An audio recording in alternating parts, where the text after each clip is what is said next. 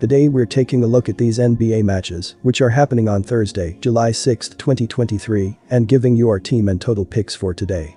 Welcome back to High Stakes. Before we dive into our video, don't forget to subscribe and to push the notification bell so you don't miss any of our videos. Also check out our Patreon if you want access to our premium picks. Our Patreon is a way for us to help you improve your chances of making more money. You will find the link to our Patreon in the description and comments section below. Cincinnati Reds vs Washington Nationals. The Reds beat the Nationals on Tuesday for the second straight day to regain the lead in the NL Central and post their sixth victory in their last 7 games. Second baseman Jonathan India hit 2 home runs and scored 3 times, while third baseman Elly De La Cruz and left fielder Spencer Steer each finished with 4 hits and an RBI. Right fielder Nick Senzel also went deep and drove in 3.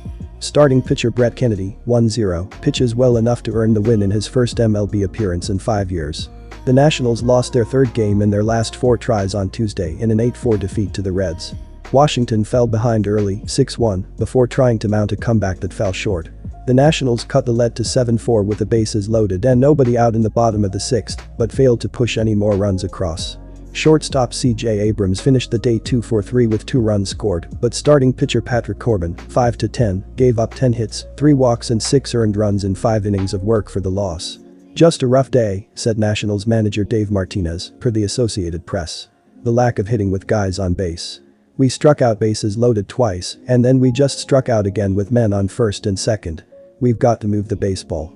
Washington's offense ranks 25th in scoring this season, averaging 4.1 runs per game, despite the 6th highest batting average, .260, in the majors. The Nationals are second to last in home runs this season, with just 69 of them as a team. They have a .711 ops.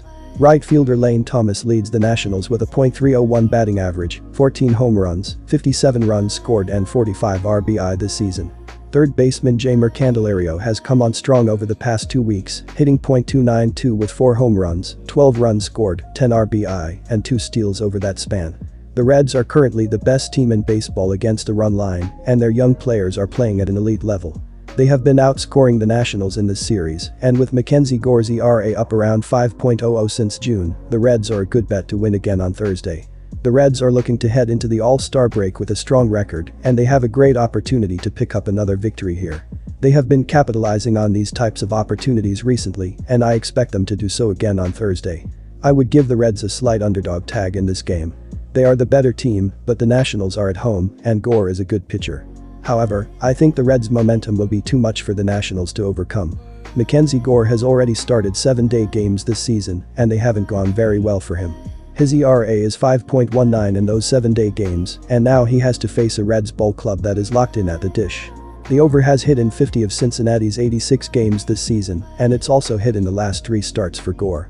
For Cincinnati, Brandon Williamson has only seen extended time in the rotation because of some injuries, and the Nationals should be able to get to him early.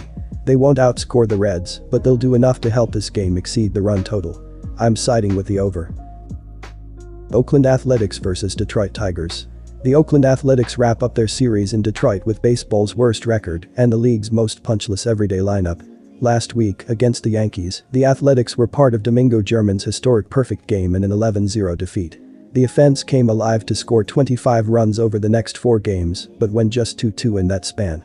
On Tuesday in the series opener with the Tigers, the A's were able to pull out a 1-0 win in 10 innings, despite getting just 2 hits in the game. On Wednesday night, Oakland's offense finally came alive as they pounded out 14 hits in a 12-3 win over the Tigers. DH Jordan Diaz led the way with a 3-for-5 performance, including a home run, double, 3 runs scored, and 2 RBI. The Athletics pitching staff has been a patchwork unit this season, with several pitchers getting a shot at earning a spot in the rotation. One such pitcher is lefty Hogan Harris. Harris will take the hill on Thursday afternoon in just his 4th start of the season and 9th appearance overall. Harris is 2-2 on the season with an ERA of 5.17, while allowing 33 hits in 38.1 innings of work. Harris has a K9 rate of 6.8 and a whip of 1.25 on the season. He has been shuffled between being the long relief pitcher in games the A's have used an opener and being a starting pitcher. In his last appearance, Harris got the start against the Yankees and went 5.1 innings, while allowing 9 hits and 5 runs in a 10-4 loss to the Bombers. The Tigers continue their slow build back to respectability this season. The team is currently in third place in the AL Central Division despite a losing record and welcomed back lefty starter Tarik Skubal on Tuesday against the A's. The lefty did not disappoint in throwing 4 hitless innings while striking out 6 batters in his first start in nearly a year. Skubal was followed by rookie righty Reese Olson, who was also outstanding in pitching 5 shutout innings and allowing just 1 hit. On Wednesday night against the Athletics, the Tigers lost their second straight to the A's in a 12-3 one-sided affair. Starter Eduardo Rodriguez was roughed up for 6 hits and 5 runs in just 4 innings of work. It is hard to trust these two teams to put up major offensive numbers based both on their overall numbers and the park they are playing in. Oakland is dead last in runs scored per game this season and comes off of a 2-hit effort in Game 1's 1-0 win. The Tigers, meanwhile, are not much better at just 28th in baseball in runs scored per game.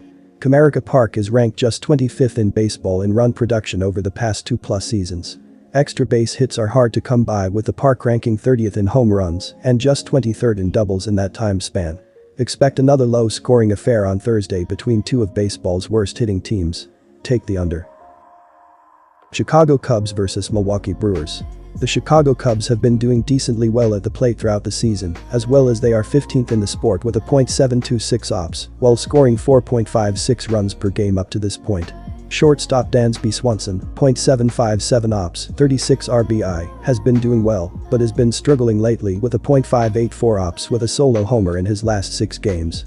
So far this season, the Milwaukee Brewers have been one of the worst teams at the plate, as they are 27th in the majors with a .681 ops, while scoring 4.16 runs per game. Catcher William Contreras, .762 ops, 37 runs, has been on fire in his last 5 games, as he has a .988 ops with a home run, 6 RBIs, and 7 runs scored in that stretch. Freddie Peralta is making his 17th start of the year and is doing okay at best, as he has a 4.67 ERA and a 1.30 whip in 86.2 innings of work. Hitters have been doing decently well against him, as they have a .236 batting average against so far. Peralta is coming off a no decision against the Pittsburgh Pirates, where he pitched 5.1 innings and allowed 3 runs on 3 hits with 2 walks and 8 strikeouts. Stroman and Peralta have had very different recent performances. Stroman is 5-2 with a 2.47 ERA and a 1.08 whip in his last 7 starts, while Peralta is 0-4 with a 5.45 ERA and a 1.30 whip. The Cubs' offense has also been better than the Brewers' offense over the past few weeks. The Cubs are averaging 5.04 runs in their last 28 games, while the Brewers are averaging 4.48 runs in their previous 27 games. Based on these trends, I think the Cubs have a good chance of winning this game. Stroman is pitching well, and the Cubs' offense is hot. I would recommend betting on the Cubs to win. These starting pitchers have excellent splits this season, as Stroman is 4-2 with a 2.70 ERA and a .242 opposing batting average in 9 road games, while Peralta is 4-3 with a 3.75 ERA and a .209 batting average against in 9 starts at American Family Field. Neither pitching staff as a whole allows too many home runs, as Chicago is best in the sport with 80 homers allowed, while Milwaukee is 22nd with 109 home runs given up. The under has hit in 9 of the last 11 Cubs road games against RHP, as well as being 10-1-1 in the previous 12 Brewers Thursday games, so go with under 8.5 runs in this game.